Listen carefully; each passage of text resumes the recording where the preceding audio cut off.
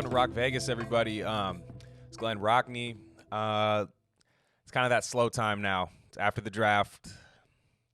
We don't really know what to talk about. I know what to talk about today, but after today, man, you guys are going to have to help me out. So after today, if you guys want to suggest me some stuff to talk about, maybe stuff from the past. I know the past isn't really too kind to us, like the past 20 years, but maybe some fun stuff to talk about, even if it isn't like in a positive light. Like I've always wanted to do a deep dive on like why the Nnamdi Asomugha contract voided or something like that, or maybe the season, I can't remember exactly the year. I want to say it was like 2011 or something, where Campbell broke his collarbone. Then we trade the 2 first-round picks. Kind of play a little what if with that. That'd be kind of fun. So might do that while we're still on lockdown. But yeah, just please suggest me at Glen Rockney on Twitter, GlenRockney. Yeah, just any kind of suggestions you guys have for content, because I want to keep doing this, but there's not going to be a lot of news. Hopefully not, because at this point, any kind of like news as far as surprises right now wouldn't be too good, because I think those would be more like, oh, so-and-so got caught doing this in Vegas. Oh, we don't want any of that. So, yeah, there might still be some transactions and stuff, but in the event that there aren't, please tweet me some stuff that you guys want me to talk about. Let's say 6 of you that listen. Thank you. You guys are the best. Today I want to get into the depth chart. So, of course, it's not an official depth chart, not released by the team. Even that depth chart kind of sucks, the team depth chart by the media and stuff. But I just want to go over kind of a projected depth chart. I'm going to be using the ourlads.com NFL depth chart. They're pretty up to date with everything. They even got the jersey numbers on there, so that works for me. I just wanted to kind of go over the position groupings now, see where we got better. It looks like a lot of places, but see where we got better and how much better, and what to expect, and what this is going to do for Gruden's play calling, what this is going to do for players that were here last year that got a little more help from the draft this year, like a Tyrell Williams. I think he's going to get a lot of help this year from all the speed being around him. So I just wanted to go down the depth chart. Let's take a look. I guess you can consider it a deep dive, but I'm not going to go super hard into like the Pearson L wide receivers and stuff like that. I'm not going to go super far into that. I will go into a little bit of the UDFA, the free agent signings, seeing where we're at with that. But I'm not going to go into like the camp invite guys too much, because I don't know how much. We'll wait till we get really bored. Let's say we'll say that much. If we can't 2 months from now still can't find anything to talk about. So yeah, let's take a look. Let me just make sure. Yep, on the right one. So let's take a look. We're gonna start on offense, and we will start at. Okay, they want to start at wide receiver. Let's start at wide receiver. Easily the position group that got this in corner got hammered the hardest in the draft. It's what it should have been. It's where the strength of the draft was. It's our 2 biggest weaknesses. Quarterback maybe, but that's for another time. Henry Ruggs. He's in green. He's a rookie. They put the rookies in green. He's number 11, and he's exciting. I saw one guy, and I don't know what his name was. There was a video. He like filmed himself reacting to the Henry Ruggs pick, and he was like, "Fuck, man, this is the fucking thing I hate about this team." A lot of people were flaming him for it and roasting him for it. I kind of felt this pain. I looked at it, and I remember when it happened, I was just kind of thinking, like, just take the fucking CeeDee Lamb. Just take him. Take Jerry Jeudy. We'll make it work. Don't fall in love with this. And then all of a sudden, Goodell says Henry Ruggs, and I just bowed my head down and just said, well, here we go. Now that the doomsday effect is worn off of that pick, I really like it. I still would have picked Lamb or Jeudy, so I'm not trying to sell myself on it, but I still would have picked those 2 guys, or taken the supposed trade down with Tampa. I know it wasn't for much, but I still have a feeling we end up with Ruggs if we trade down and pick up a day 3, even though it was not going to be a great price. I think it was a pick swap in the 3rd and then like a 5th and a 6th. But hey, those 5th and a 6th would have been nice. You know what I mean? Maybe we don't have to trade up for John Simpson, or, well, I guess you still would, but maybe it wouldn't hurt as bad to trade up for John Simpson. You wouldn't have to mortgage your day 3 picks for that. Um, so anywho, I like Ruggs now. I like him now, especially picking Brian Edwards. But at our depth chart is Tyrell Williams, Henry Ruggs, Brian Edwards, Zay Jones, Hunter Renfrow, Nelson Aguilar. I don't think I don't see the Rico Gafford making the team. I know a lot of people like it, but a lot of people like him, and I'm intrigued by his speed. If we didn't add a lot of speed in the draft, I'd give him a chance. But I don't see it happening. I think Aguilar is going to be viewed as the reclamation project. Gruden usually sides with the veterans, especially if since Rico Gafford wasn't necessarily a draft pick by the Raiders. So I think he's going to side with Nelson Aguilar's upside. I love a good reclamation project. Every year I would take a chance on a cut first rounder, like a team that said, man, this didn't work out for us. Give him a chance somewhere else. Don't pick up the 5th-year option. Get his ass out of here.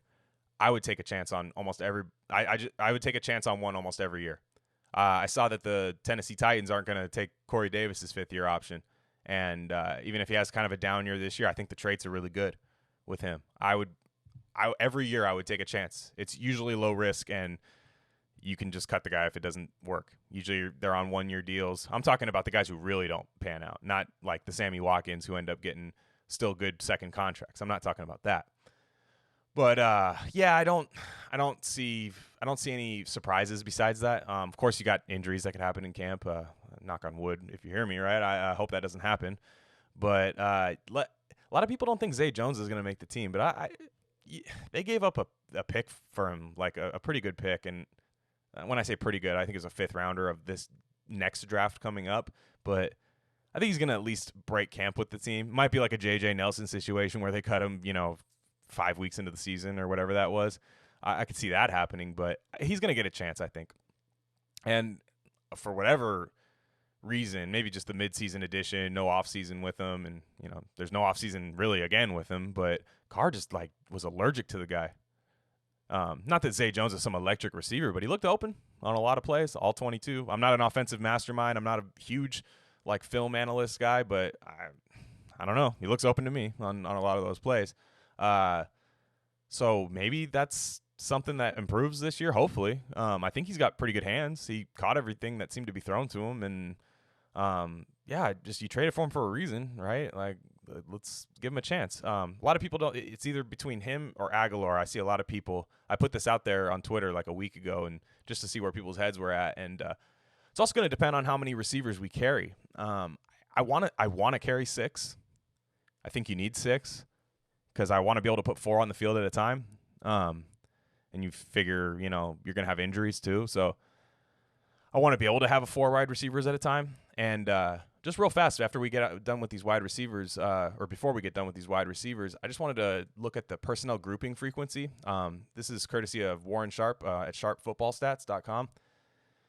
The Raiders were in 11 personnel a lot last year and 12 personnel. That was the majority of the time. They were in 22 personnel, which is just 1 wide receiver, 2 running backs, 2 tight ends. But 11 personnel is 3 wide receivers, 1 running back, 1 tight end. 12 personnel is 2 wide receivers, a running back, and 2 tight ends. I hope I said that right. I swear I'm reading it verbatim. That shit's still kind of tough for me. The analytics are still new to me and stuff. But the Raiders spent, 0 time in 4 wide receiver sets and only 1% of the time in 5 wide receiver sets. Gruden loves the tight end, which, I mean, he gave Jared Cook his best career season, and look at Waller last year. So it's not to no avail. I see why he likes the tight end in football. It's one of the biggest evolving positions in football. So, yeah, definitely, especially when you got a guy like Waller. But I would love to start seeing, especially with these new picks and these jackrabbits that we have on offense now, I would like to see some 5 wide receiver sets where you get Waller as one of them, as one of your 5 wide receivers. He's out wide. And then you got 4 other guys, and I could see it being Ruggs, Williams, Edwards, and maybe, who am I forget? Renfrow. Yeah, duh. Renfrow. I always forget about him.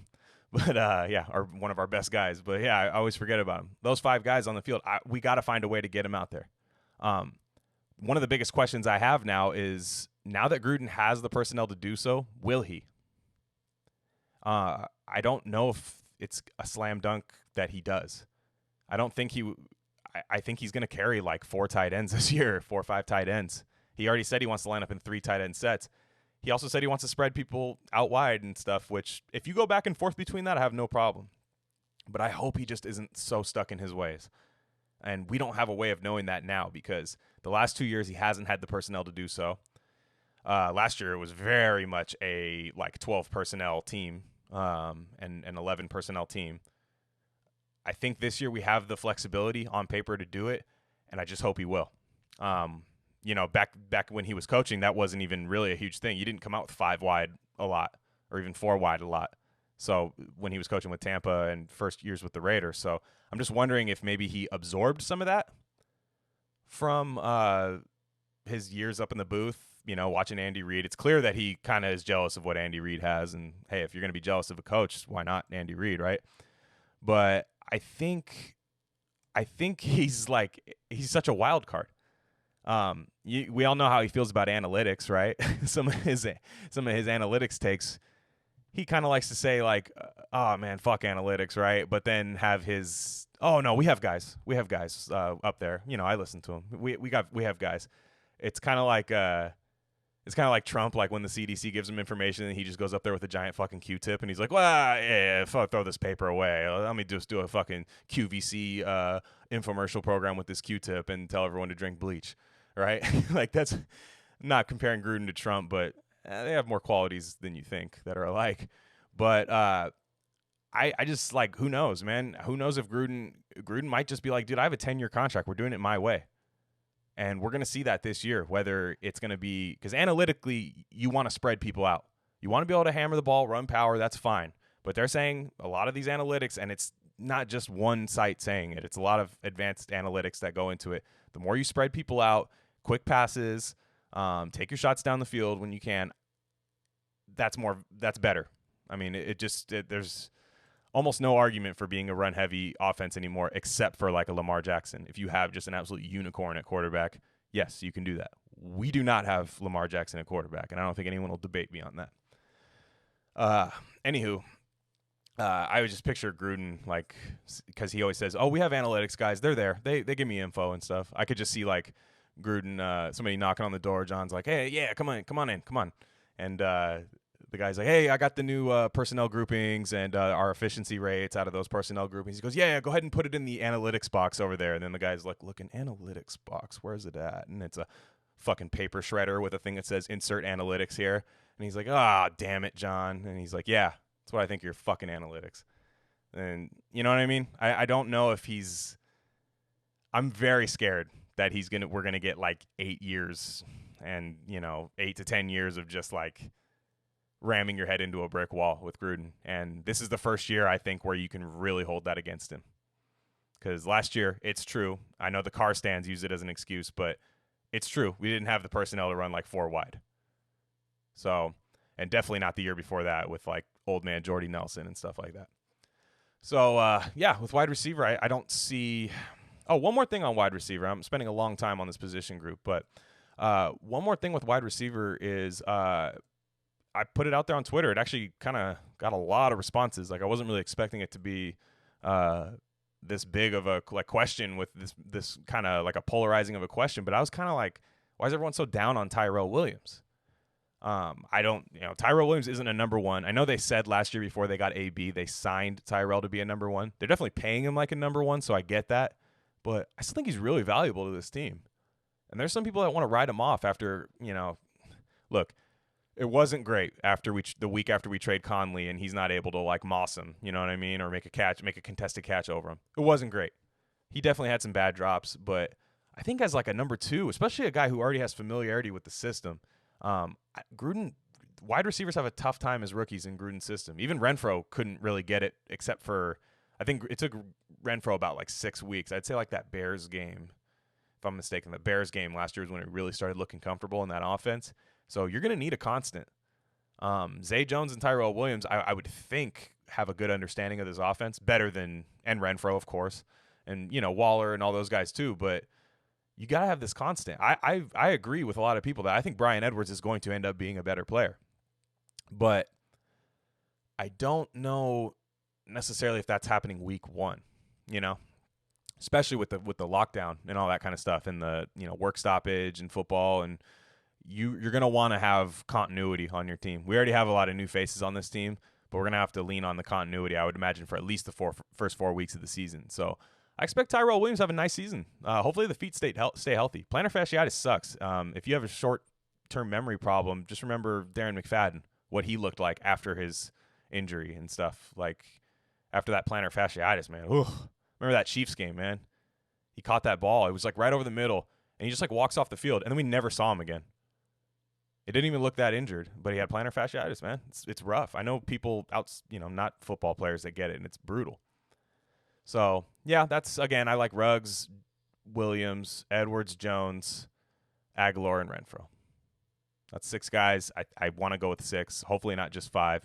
If we go with 5, it's going to be between Jones and Aguilar. And I think they will – that'll be tough. I don't even know if I could predict that right now. Offensive line, just run through it real fast. This one I don't see a lot of changes happening from last year. I do like having the continuity. Carr with Hudson for, this is the 5th straight year. That's really nice.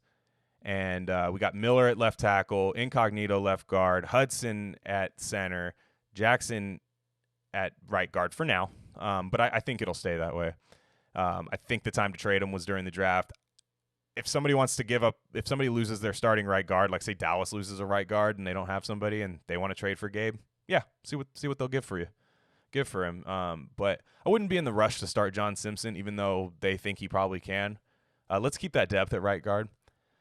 Right tackle, Trent Brown, and just as depth, just going along the line, left tackle depth, our swing tackle is going to be Brandon Parker, PU. Please somebody take his job, man. Like, I don't know who it's going to be. We did not bring in, I think they brought in Kamal Seymour as an undrafted free agent from Rutgers football. Not hating on the guy. It's tough for me to say right now that he's going to actually take Brandon Parker's job. If he does, holy shit, that's a bad 3rd round pick. Wow. That's one of the worst picks I've seen the Raiders make in a while. That's Shalik Calhoun level.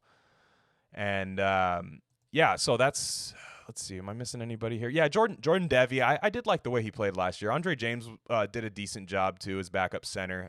Very happy to have your backup center from last year there in case something happens to Rodney. Rodney's getting a little older. Sometimes he has those ankle injuries and stuff. So it's nice to have a backup center. Got Eric Kush. Be interested to see if he makes the team. And David Sharp also as would be Trent Brown's backup. I don't hate David Sharp, but would have been nice to have another day 3 pick. And I would have that Tanner Muse pick. I think there were still some pretty good tackles there during that. So would have been nice to add to swing tackle. But I understand offensive line. As the starters, I have no qualms with it. I think Miller's going to just keep getting better. Maybe he won't be elite, but he's going to keep getting better. Trent Brown, stay healthy, man. Offensive line's looking nice. It's a good tight end, Gruden's favorite position. Holy shit. Moreau's coming off the knee injury, so we'll see what ends up happening there. Maybe the season gets a little pushed back, and maybe Foster's ready week 1, right? Maybe he's just chomping at the bit to get back. There doesn't seem to be any problems with his recovery. Darren Waller, heard of him? Yeah, pretty good. He's man. Let me just take it back here. Last year I was totally the guy like, man, shut up, John Gruden, when he would just be at the things, hey, man, we got to hide this guy. We don't want anyone to find out about this guy. Oh, he's so good. He's our secret weapon. I'm just like, boy, if this is another David Osbury, I'm going to fucking lose my mind. He wasn't. He's amazing. That first Denver game, Carr was throwing fades to him, and just he could take over that offense. And I still hope he is like one of the focal points of the offense. I hope they don't lose sight of him with these new receivers, because these new receivers are going to do nothing but help him. He's going to get mismatched all day. And, man, what a pickup that was. If Greg Olsen does nothing else, he got his Darren Waller. That's amazing. I guess it gets kind of interesting here when you bring in Jason Witten, which I just wouldn't have done that. I don't think the veteran leadership's going to pay off the way people think it is. Mainly because did that position need veteran leadership?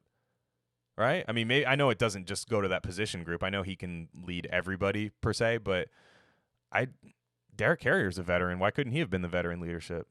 They brought in Nick O'Leary. He's a veteran.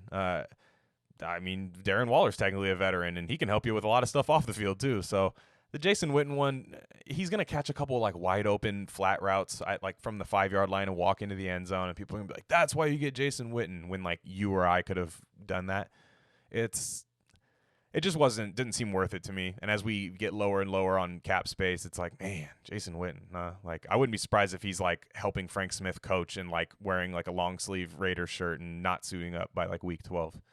So maybe I'm wrong, but I don't know. It seemed weird.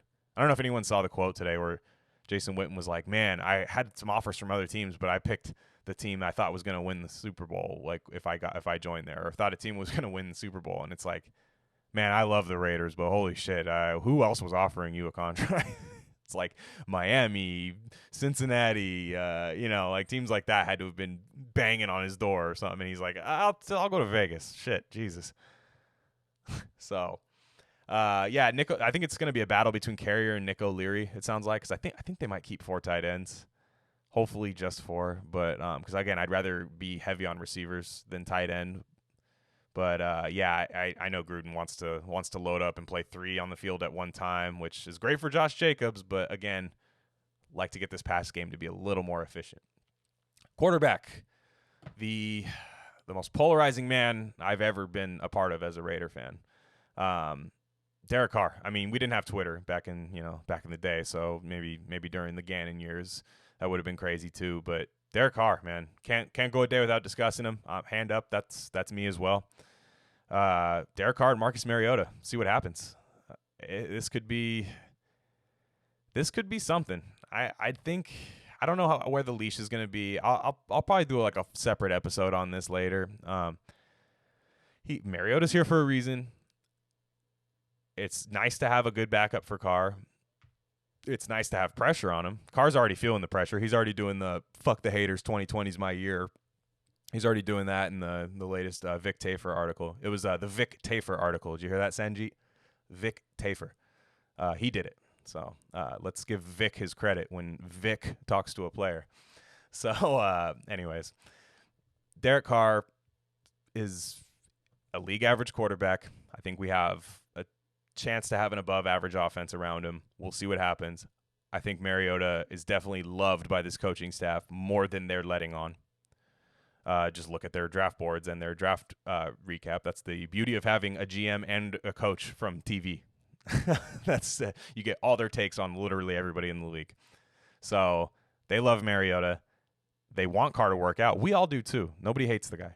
I mean, we don't like the guy that much, but we all want him to be there's no better circumstance than Derek Carr being a really good quarterback for the Raiders. That solves like almost every problem on the offense. So even the people like me who were constantly talking shit about him and stuff, I still want him to be great. I don't root against the guy. It's just, man, I'm tired of having sky-high expectations for him. So Deshaun Kaiser, Nathan Peterman, I don't care. Sorry. Like, neither of those guys move the needle for me. We'll probably carry 3 quarterbacks foolishly. So one of those guys will probably make the team. And I'm going to guess it would be Kaiser, but damn, Gruden does love that Peterman guy, doesn't he? So running back. I definitely have a lot to say about running back. I was talking about it on Twitter this morning. Josh Jacobs, lock solid, locked to be running back number 1. Wouldn't be surprised if he's the best running back in football this year. Hope to get him involved in the passing game more, even on like first and second down. One thing, and this is Mike Mayock did say in February 25th. I did say that Gruden said this, but I actually on Twitter this morning, but actually it was Mike Mayock who said this. He said, we expect, this is per Matt Verdam on Twitter. Mayock is gushing about Josh Jacobs, but he says he needs to improve pass protection. He said, we expect him to get better in that department. So there's definitely, I wouldn't imagine that has anything to do with Jacobs, like being scared of getting physical. We all know Jacobs craves contact. He's got the best at breaking tackles in football, actually, per PFF. And I just think it maybe is more of a identifying his assignment in pass protection, I would think maybe is where he's struggling. Again, there's guys who do all 22 breakdowns like B.D. Williams, Ted Wynn, who will actually, could actually give you a way better answer than I could on that. But the thing I found funny is that other than Richard, who you would hope Richard isn't the starting running back of this team ever. I mean, he's a really nice third down back, but you hope he's never the starter. Other than Richard, I don't know if Lynn Bowden is a pass protecting guy, right? I don't think that's his calling card. I got to look a little more in depth into maybe some of his college tape for that, but it doesn't seem like that was ever a selling point on him. And I'd like to see them bring in like a veteran, just a fourth running back in camp. I know they have, what is his name, like Rod Smith or something. Who am I looking at here? Yeah, Rod Smith and William Stanback, which I think he got cut or something. One of those guys got cut, I thought. But I don't necessarily see either of those guys making it. But I'd like to see them go out and go get somebody. I would expect Carlos Hyde to be a free agent pretty soon with the additions they made in Texas for the Texans. Somebody like that who could basically be like poor man's Josh Jacobs should Jacobs get injured, which we hope that never happens, right? But I don't know if Lynn Bowden is like really like a traditional backup running back. I think he's more of like another weapon, right? More so, I think you could get him on the field at the same time as Jacobs, especially because Gruden likes to have a couple running backs, couple tight ends, right, on the field at the same time. I fear in pass protection, which Gruden values like almost more than anything out of a running back. I fear that if Jacobs doesn't take that next step in pass protection, other than Richard, I don't think we have anybody to help in that, right? Ingold's not going to be on the field in these 3rd and 8 situations. I hope not. That's not the package you want to run out there on 3rd and 8. So just something to think about. Nothing I'm like super concerned about. Again, if Gruden is so crazy about it, I think he's going to end up getting his way one way or another with maybe maybe Jacobs takes that huge next step and becomes a third down back, which wouldn't surprise me at all. But maybe Gruden ends up wanting to get a veteran in there. Something to keep an eye on. Okay, fullback, we got Alec Ingold. Absolute beast. Love the guy. If you haven't watched his interview on Bussin' with the Boys with Will Compton, Taylor Lewan, really glad he's a Raider. Just a beast. Him and Jacobs attached at the hip. I hope that combo's around for at least Jacobs' rookie contract, right? So Ingold is entrenched at fullback. Don't expect any competition there. Let's move to the defense. Clelin Ferrell. Is he on like the hot seat a little bit as a starter? I think he is. I think you give Carl Nassib that big money for a reason. So I could see Ferrell, if he's not getting it done on 3rd down, I could see Nassib being the 3rd down guy, or vice versa. Maybe Ferrell takes a step on 3rd down, but Nassib just ends up being a monster in base defense. Who knows? I do like hedging your bet there a little bit, which is nice because I'm not the biggest Clelin Ferrell fan. I don't know about his ceiling being excellent, at least 4th overall pick worthy. So that'll be interesting. Behind him, there's Jeremiah Valawaga, which I believe they got him from San Francisco. We'll see. We'll see if he makes the team. I don't think so, but something to watch. Maybe as a monster preseason. Defensive tackle Mo Hurst and Hankins. I think Gruden loves Hankins. Gunther loves Hankins. I love Jonathan Hankins. It was the reason I didn't like Derek Brown in the draft. I thought he'd be a horrible pick. But Hankins does it well. I mean, he doesn't rush the passer well, but you're not running on him. So hopefully Hurst and PJ Hall, if PJ Hall makes the team, maybe he doesn't, right? I see Daniel Ross got signed at defensive tackle, and he's got the Marinelli ties. You never know, right? Collins is definitely going to bring some pass rush. That's what he does. Might lose a little bit in the run game if he's starting in base defense, which it sounds like it'll be Collins and Hankins. I think if Marinelli gets his way, but in the base defense, and then Hurst on 3rd down for Hankins. I could see that. Maybe kicking Clelin Ferrell inside. That didn't look great last year, so I don't know. You could tell that's what they want out of Ferrell, but I hope he puts on at least 10 to 15 pounds this year in the offseason, which he looked like he was training with, I think, DeForest Buckner, or I can't remember who it was for the Niners, and he was looking good. So he's definitely putting in the work, and we drafted him for character, right? Yeah, 4th overall, we drafted him for character. So let's put that character and work ethic to work and get a little bigger and stronger and become like a real power rusher, because the bend is not there. So, I think on a 3rd down package, you can get a little creative. I think you can go Crosby, Collins, Hurst, Nassib, maybe. Arden Key, I don't know if Arden Key makes the team this year. Maybe. Maybe. But it's definitely not cut and dry. And, man, I had such high expectations for him, especially right when we traded Mac. You remember that weird article that came out where they were like, Raiders don't care that Mac's lockout or a holdout. They have Arden Key, and it's like they think Arden Key is a generational player. It's like, man, no, he's definitely athletic and explosive, but he does not finish plays well. He doesn't really he only knows how to go fast, and he'll just run right by the quarterback. Just doesn't have any kind of finesse to his game at all. It just looks weird. So I don't mind seeing if there's some maybe a veteran edge rusher that gets cut. I could see that happening from another team around training camp time, maybe after the final preseason game. I don't think Arden Key is safe on this team anymore. So that's the D line. We will go to linebacker here. Linebacker, they got 3 linebackers on the depth chart, but we're going to be playing nickel most of the time. It's just the way the NFL works now. Kwiatkowski, I guess he's the green dot guy, number 44. Really, really excited about him. I think that was a really good buy. It's like buying stock right when you think it's going to go up. It's already a good, stock. It's already doing well. It's already shown good patterns and stuff. But then I think they're expecting just that huge spike in his game. They got him in his prime, right when he's entering his prime. So really excited about him. Littleton, the other big free agent, also super excited about him. We're in number 42. I still don't know how I feel about that. It's really, really weird. I'm just not used to seeing numbers in the 4s as linebackers, but if they play well, I don't care. You know what I mean? Just it's really weird. It's like college football. Like when you see Javon Kinlaw wearing number 9, you're like, what the hell? Guy doesn't even look big. Oh, it's number 9. That's why he doesn't have 2 numbers. It makes you look skinnier. Single digits make guys look skinnier. It's crazy. If Cam Newton had a double digit number, he'd look way bigger. I don't know. It's weird. But behind them, it's not great. We have Morrow. Morrow will be again. I'm counting this as a 2 linebacker set. I'm already got us in our nickel package here. So they have Kwiatkowski, Littleton, and Morrow as our starting 3 linebackers. I think it's really just 2 guys that are starting because, again, we're not going to be in base defense all that much. Teams already spend 71% of the time approximately in their nickel package. So that's what I'm basing it off of. So Morrow's depth, which I like him as depth. He's a good blitzer. I like him. I think he's good.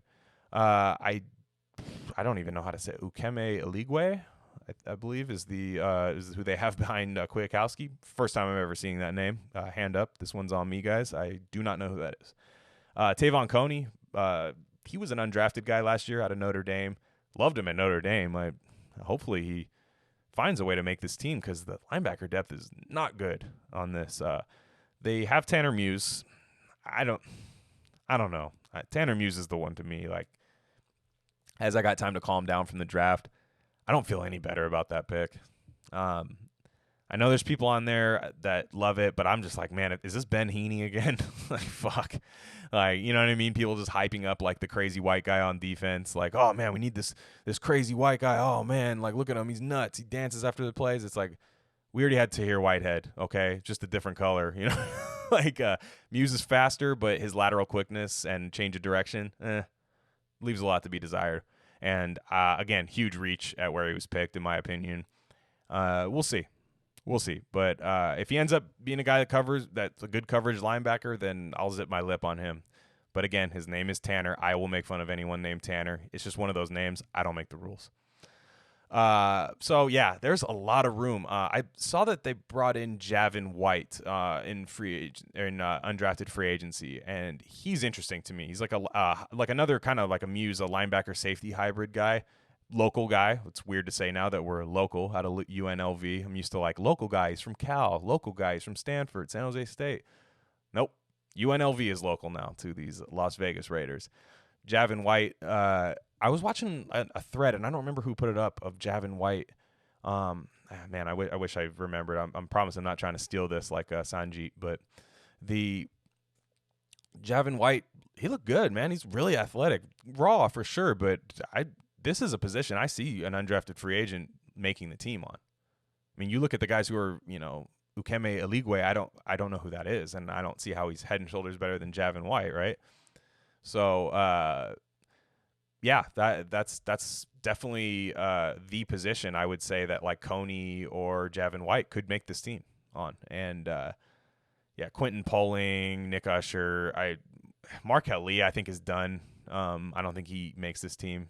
And he was another guy, man. There was a lot of hype out of that pick, like 5th round. They're like, yeah, what a steal, man. And it's like, was he?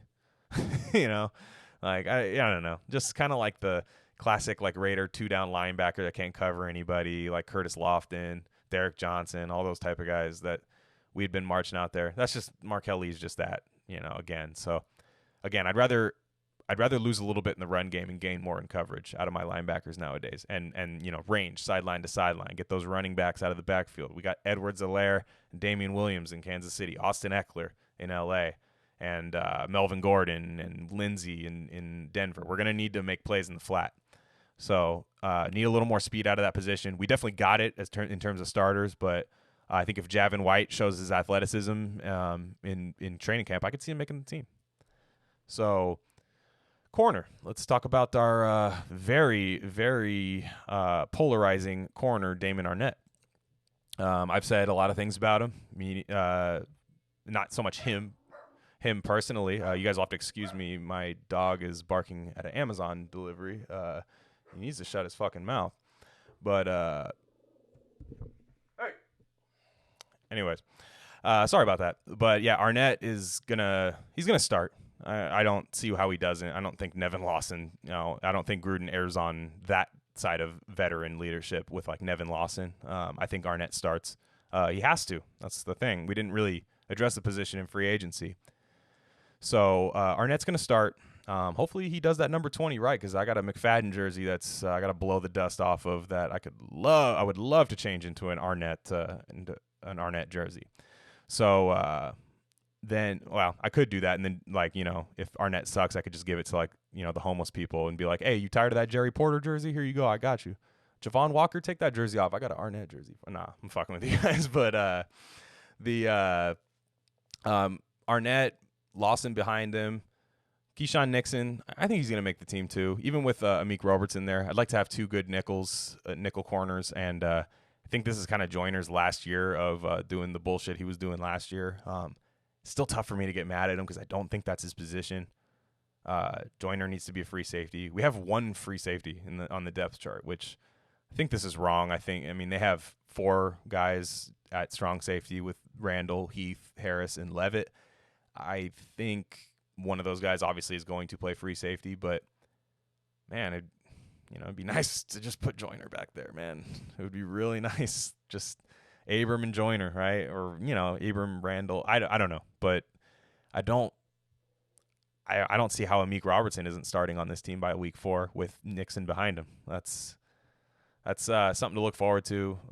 Nick Nelson gone. Isaiah Johnson, that's a guy we're all expecting a lot out of. I was at that game where against Cincy where he had a really nice pass breakup. That was really all we really saw on him on defense. So definitely had a bad injury in training camp, facial fracture. That was bad. But yeah, Nick Nelson, bye-bye. He's gone. Ken Crawley, Dylan Maben. Yeah, I don't see any of these guys making the team. It's definitely a better secondary than we've had. Still not the depth that I love. Again, we'll see about Isaiah Johnson. If Isaiah Johnson becomes a starting level corner, I think that solves our secondary. So there's a lot of ifs. I wish we had a little bit more of a sure thing behind the 2 starting corners who also aren't sure things. Mullen's great, but he's, sophomore slumps happen. Safety. Got, like I said, Randall, Jeff Heath, Eric Harris, Dallin Levitt, and John Abram. Got 5 guys for 2 safety spots. I'd love to see them get creative with Tanner Muse or something, because he does show coverage skill. So I'd like to see them get creative, maybe in their dime package, something like that. Maybe if they, like in Madden, how you get like that extra safety on the field when you switch to quarters and you do your 3 deep stuff. Like I'd love to see that be used. But we got a lot of guys that are pretty decent. Abram is a total wild card. I loved what I saw from him in Broncos on the Broncos game Monday night. But even him, it's like if he's going to play like that, we're going to need to have a backup safety, behind him, a good backup safety. So I would imagine that's Jeff Heath, who's fine. He's starting level, but not anything to get excited about. Harris and Levitt is interesting because they love Levitt on special teams and they like Harris on defense, but we'll see who makes it out of those two guys. Damaris Randall's on a 1-year deal, far from a sure thing, but he's definitely on the right team to make the team. If I'm Damaris Randall, I pick the right team because we definitely need help at safety. Like I said, nickel corner is they don't have Nixon there, but I think Nixon's a nickel. I don't see him playing outside. Joyner and Amik Robertson. So, like I said, I think Amik Robertson takes Joyner's job. I think Robertson's a stud. I think that 41 becomes a 21 after Nick Nelson goes to another team, or if he does. And so that's the depth chart. Just wanted to go through it. Just trying to think if I have any more thoughts on this. No, I don't. I just want to see if who takes that next step. Like out of Farrell, Crosby. Does Crosby become like a defensive player of the year type guy? Does he maybe not have the year he did last year? It's hard for me to think he's going to regress because he's only his athleticism's crazy, and I think his football IQ is going to get better. Right? Seems like he's got a good head on his shoulders. Is Farrell going to become like a 10-sack guy? I don't think so, but as long as he gets consistent pressure, that's fine. And again, those day 3 picks that we could have got by trading back maybe even twice in the first round, and I think we could have still got the guys we wanted in free agency. Or I'm sorry, in the first round, we would have been able to get maybe like a late round athletic edge rusher or even D tackle, like Bradley and I or something like that. Just a really good high motor guy to just add to your depth, man. More horses in the stable. So the defensive line, while I think it's deep per se, I don't think it's like got that high of a ceiling, especially like the PJ Halls and Mo Hurst and just guys that you don't know if they're ever going to get better than they are. So high hopes for Crosby. Let's have Crosby win DPOY this year. That would be really awesome. As far as kickers, kicker. I think Daniel Carlson is not the kicker in Vegas. They brought in a kicker in undrafted free agency. What was his name? Dominic Ellerby, and from Utah State. Brought in 2 guys from Utah State, UDFA. He said he kicks in really bad weather, which if you've been to Utah, there is no good weather in Utah. It's just, if you like snow, it's fine, but holy shit, it's cold out there. He's got a good leg for kickoffs, they said. He's pretty good. He said he had really good 2018, but not 2019. I'm talking about Dominic Ellerby, but Carlson didn't get it done for me last year, man. I was really disappointed in that. Like it was a time, like I think in that Jaguars game at the end, you were just kind of like knew he was gonna miss. It's like he was in his own head, and that's what happened. That's what got him out of Minnesota. So I don't see a lot of people talking about this, but I don't think Carlson like has the job. I don't think it's here you go, man. Like you're our Vinatieri. I don't see it, and I think they should have a kicking competition in camp. Might not be Ellerby that takes his job, but they could always kickers get released all the time. Teams only keep one, and there's more than 32 kickers. So I'd like to see some competition there. As far as the other UDFAs, I talked about Javin White. I do think he has a chance to make the team at linebacker, being a good coverage guy. But Madre Harper, Mother Harper, as we call him, Southern Illinois. He's like a crazy freak athlete. I think it was Grizz on Twitter. Shout out Grizz. He definitely does his film study, and he put out threads on Madre Harper that were really, really cool, really fun to watch. The guy's raw for sure. He needs to be coached up and stuff, but he's very athletic. And again, corner's another position on this team that I can see an undrafted free agent making. And I think that if we're going to have 2 guys make the team, it's going to be White and Madre Harper, maybe a third guy being the kicker. But, so we'll see. Let's see. How am I doing on time here? Okay. One last thing. I didn't want to talk much about Carr today, but that article from Vic Tafer this morning. Why does he do this every year, man? Not Vic. I'm sorry, Derek Carr. Why does Derek Carr do this every year? It's the oh man, this year I'm not listening to any of this shit off the field. I don't care. I'm blocking everybody. Dude, delete your fucking Twitter. How about that? Like, it's so whack to just have to always tell somebody, I don't care about what the haters say this year. This year I'm doing me and that.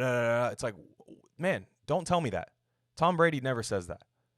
Aaron Rodgers is like a bona fide prick, and nobody really likes him that much, honestly. But, like, he doesn't say stuff like that. His own family doesn't even like him. I wish Carr's brothers didn't like him. Holy shit, man. That's a trio. Or not even a, yeah, that's a trio. That's, whew.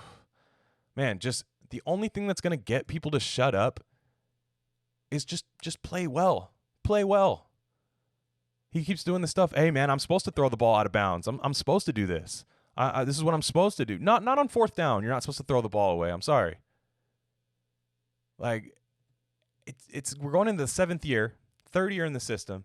He's got speed around him. He's got a good offensive line, got a good run game. I don't even care about the defense. If Carr puts up fucking, top 10 offense, the defense, even if he has we don't win a lot this year, I'll know that that's an improvement, right? I don't care about the defense. Everyone uses the defense as an excuse. It's not tied. I mean, they're kind of tied, but not really. And really, honestly, I'd say the offense hurts the defense a little bit when we're constantly punting and they're constantly on the field and 3 and outs and red zone problems and, settling for 3 instead of getting 6. Like, I'm just tired of it, man. I'm just tired of this is my year, this is that. Just do it. Just do it. I've never seen a quarterback with rabbit ears the way he has them. And actually, that's not true because last year, Mitch Trubisky, this is the company you want to be in if you're a starting quarterback. Mitch Trubisky was like, no TVs in the locker room. I don't want to hear any bad things about me. Okay. You have the right to not want to hear bad things about you. Maybe it fucks you up a little bit. That's cool. But, like, dude, you're a verified Twitter user. You can basically block out your mentions. You don't even have to block the people. You can block your mentions, not read your mentions. Just put stuff out there. Anybody who knows you that you actually care about talking to, they're going to probably have your number, or they can DM you. You know what I mean? Or I don't know, just anything. But, like, it's completely up to you to block that stuff out. And I'm so tired of this being the year. It's like, oh, maybe this is the year he puts it together. We'll see. But the excuses are going to come in no matter what. And it's time to win. You don't get 8 years in the league of losing football for the same team anymore. So it's got to happen this year. And by winning, I just mean putting up good offensive numbers. He's not in charge of what the defense does. I get that. But, man, I'm tired of I'm tired of hearing about how this guy is I mean, you can tell it does affect him. That's the problem. If you have to address it, it affects you, right? So just tuck in the ears, man. Go out there and play. Like, that's all it is, man. Raider fans, we were all in after 2016, right? Even the ones that doubted him maybe a couple years before, they were like, I don't know if I see it, Like, he's fine, but I don't know if I see it. After 2016, we were all in. He got his contract. We were like, great. We have a franchise quarterback. It's like, man, you don't realize, like, you're the highest paid player on the team. Well, I don't know if he's the highest paid player anymore, but, like, one of the highest on the team and definitely the most valuable part of the team at the most valuable position in sports. You're going to get some scrutiny. And let's be real. His Twitter mentions probably aren't even as crazy as, like, Carson Wentz's Twitter mentions. Nobody's talking about Derek Carr except Raider fans. Carson Wentz got Giants fans calling him a pussy. Fucking probably showing him his collarbone x-rays and his, like, you know what I'm saying? Highlights of him, like, tearing his knee and stuff. Like, so I don't even think, like, Chiefs fans are trolling Derek Carr like that. They don't have to. He trolls himself in the stadium when Tyrann Mathieu knows where the ball's being thrown. And he's, selling out. He's using one read and locking in on his target, throwing it right at Tyrann Mathieu, Juan Thornhill, all those guys. They don't have to troll him. But you do see it anyways, like Jamal Adams and people like that. Look, those guys, you can't block out those guys. You know what I mean? You can block out me talking shit to you on Twitter. Sure, go ahead. Block me if you want. But, like, there's guys literally on the field, like players that are just like, whatever. You know what I mean? They're not They might not go on Twitter and do it, but they're just like, I'm not scared, man. They might take. They know they can beat him. So I don't know, man. I think he's a league average quarterback. You can win with a league average quarterback, but a lot has to go right. And I'm tired of a lot having to go right when I see people like Pat Mahomes. And look, not everyone's Pat Mahomes. I don't expect him to be Pat Mahomes. I think Pat Mahomes might be the Michael Jordan of football. You never know. Hope not, but shit, look at him. He doesn't have Pat Mahomes had a league average defense at best. Most of the time it was really bad. I mean, they created turnovers, but they're bad. His offensive line, other than Mitchell Schwartz, not good either. Run game, not great. But he gets it done, man. Just get it done. We can tell, man. I've never watched a quarterback for longer. Right? Not as a Raider. We didn't keep quarterbacks for this long. So I've never watched a quarterback for longer. I feel like I know the dude, like the back of my hand as far as the way he plays. And we just you got to do it on the field, man. Your success will not come from Twitter and what we say on Twitter. So just get it done. And let's be real, dude. He's got some guys doing some fucking hard work, clocking in, doing OT, defending his ass on Twitter. So there's no to say that it's all people attacking him is not true. Trust me. So I expect a lot out of number 4. If not, I expect even more out of number 8. So with that said, you can follow me on Twitter at Glen Rockney, GlenRockney. I have another podcast. It's called Rare Candy. That's actually what our full podcast network is called. It's with my buddy Crypto Psy, and we do a lot of leftist politics stuff, and we talk about a lot of other shit too. It's not very sports centric, even though it gets kind of bleed into it a little bit, but it's very like politics centric, economic centric, and we just joke around and have a good time too. So if you want to subscribe to that, that's at Rare Candy. The link is in my bio for that, and tell your friends about this podcast. And like I said earlier, I'm on Twitter. I'm quarantined. I'm on unemployment, on quarantine. I have nothing to do but podcasts. So if you want to, either send me a link and be like, hey, what about this? What about this? I love that. I would love to do that. So it'll give me more content to talk about. And if you enjoy listening to me, that's a win-win, right? So thanks again for everybody listening, reposting, stuff like that. I really appreciate it. I'm trying to get better at this. It's tough doing it it's tough doing it by yourself.